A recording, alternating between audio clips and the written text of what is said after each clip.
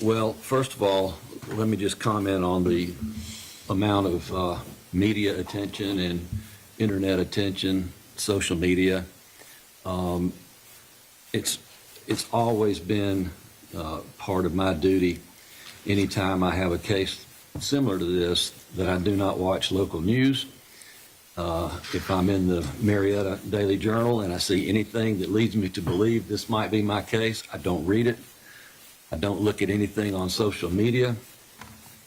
But I must say that it's impossible to not see that it's out there, and it's been very difficult to not look at anything, but I've done my very best.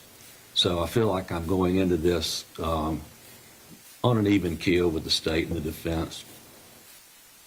I'm going to grant this man a bond. He's entitled to a bond based upon even the allegations of the state. His history here, he owns property, you said, in the Harrison district. He's educated, he's retired, manages properties, plural, apparently. He's married, he's in the Kiwanis Club. I mean, he's got all that he needs to show me that he's a member of our community and that he has ties to the community. I don't blame the state from pointing out, and you did it yourself, Ms. Merchant, that he has some convictions. He doesn't have any type of conviction that bothers me in terms of any type of violent behavior or anything of that nature. I don't see any haven't heard any evidence of any arrest for any type of sexual, certainly child sexual type arrests. I'm not worried about that. I don't believe he poses a risk to the community. The evidence from the video, and I won't comment on what I think the video really shows as far as guilt or innocence. It's not my job today. But the facts do show me that he hung around, and I don't find that he's a flight risk based upon what I saw in the video and what was just, I'll receive it as a proffer from counsel about him hanging around.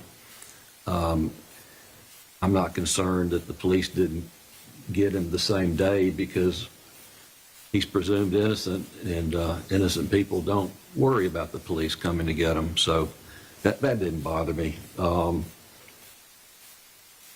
I'll grant a $10,000 bond. That was the number you gave me. Thank you, Judge. I don't have any problem with it. He can make it any way he wants. It doesn't have to be a cash bond.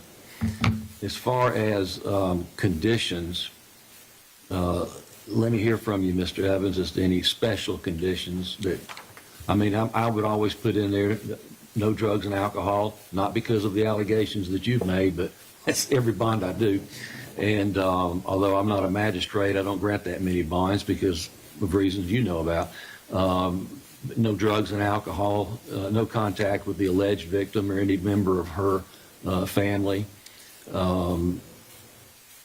What else do you want?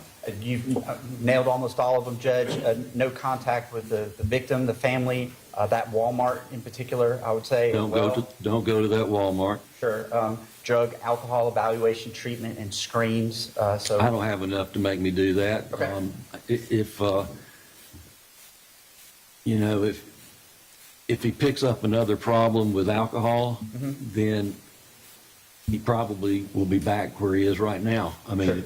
so. And then the follow-up to that, I think you've already articulated, no alcohol or drugs that are not lawfully prescribed to him. Right. Yes, sir. Do you object to any of those conditions? No, Judge, not at all. I'm not sure, this wasn't mentioned, but I just wanted to bring it up in advance. He has a trip in August that's already been paid for.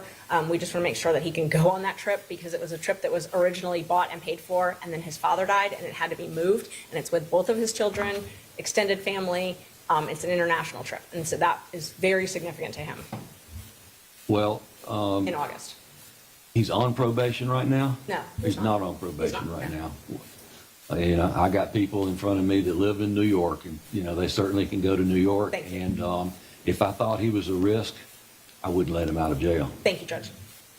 If you want me to put something in writing, then I'm happy to. And I appreciate that. I don't think it'll be an issue with that. Thank you. All right.